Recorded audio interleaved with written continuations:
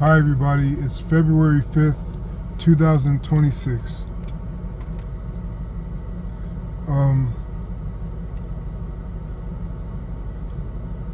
Not all the times do we know what we require, because it is evident when you get what you thought you wanted or what you knew you wanted, and yet you still have an empty feeling.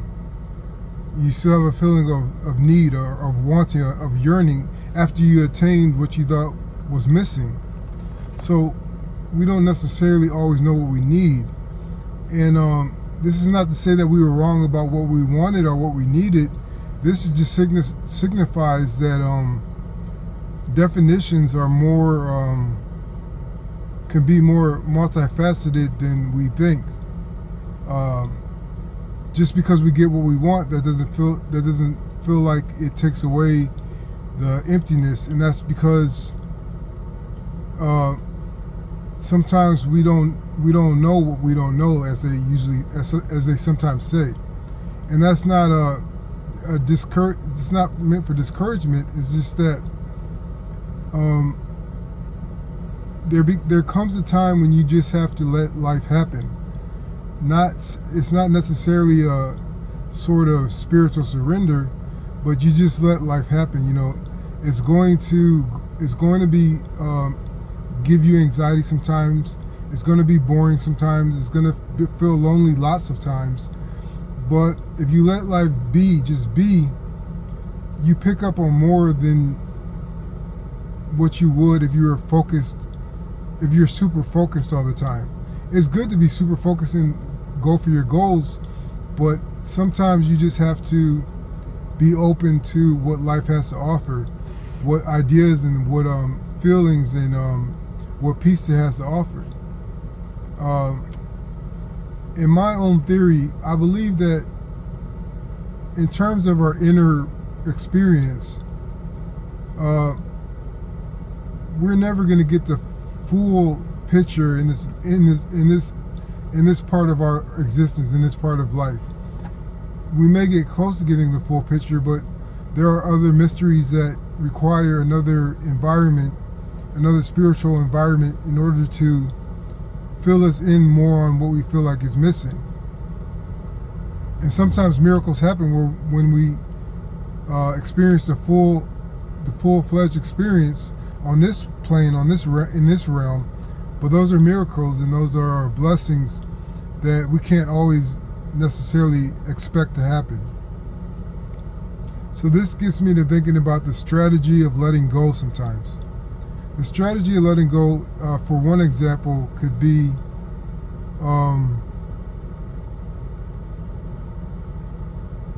when you are trying to accomplish something that you have never, that is uncharted waters for you, that you have never exactly accomplished before. You might want to make everything perfect. You might want to make sure all the T's are crossed and all the I's are dotted to make it worthwhile, to make it worth your effort. And then as you trudge along, you feel you're carrying all these things with you, and you feel like if you let one thing go, it's going to cause the whole thing to cave in on you. But there's one thing that you may be holding on to that you should let go of, and that is the sense of pride about the whole project. If you let go of that sense of pride and open yourself to failure at the end product of what you are trying to accomplish, you may find yourself flying pretty soon. You may find that you have done more than enough, like I alluded to before in another conversation. Like, you may find that you have crossed the barrier of excellence already if you just let go of that consciousness of your pride. So whether your accomplishment is a social failure or a social success, it doesn't matter. You've already accomplished what you set out to do. So if you let go of your pride, you have no business in judging what others think about the outcome of that project or that achievement that you were after. Another strategic thing to let go of is the fight for respect. When you are dealing with other people, if it doesn't occur to them to treat you in a certain way that respects you and that values your input and your presence, let go of expecting that from them. And I'm not saying you should sacrifice your mental health and your emotional health by sticking with somebody that is going to not value you or not treat you correctly. But in my past experience, I found that the patience that I gained from not expecting much from somebody, but still being with them peripherally, it creates a sort of maturity where this develops your grit. You know, if you stay around a certain type of person long enough and do not get bothered by their disrespect, you kind of rise above the state of being hurt or being angered by insults, by being angered by disrespect, by being put off by mistreatment.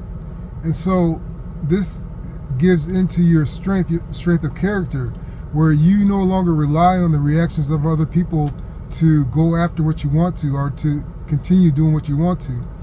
Other people still have an influence over you in some aspects, but not necessarily directly. So when you get used to letting go of the grievances with people, you free yourself to do what you want to do, to feel okay about yourself without the necessarily getting signed off on for somebody else.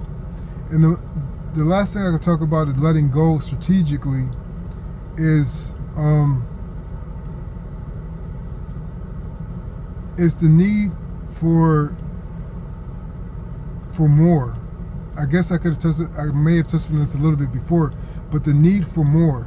If you could let go of that, you won't necessarily immediately feel content with where you're at, but with letting go of the need for more, it gives you the kind of courage and the kind of resourcefulness to create and to live your life with what you have.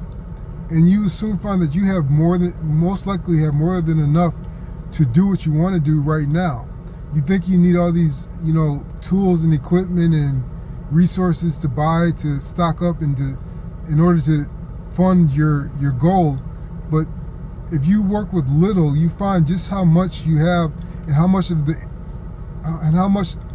on the inside you have that is worth so much more than attaining these outer things or these extraneous things in order to achieve what you want. When you could work with what you have, you free yourself from being beholden to a lack of money or to a lack of social network or to a lack of an environment that is conducive of creating. When you find in yourself enough tools and enough creative energy to make what you want to make with what little you have, that is an opening up of opportunities without necessarily drawing or feeding on energy or material things. So I hope this helps. Thanks.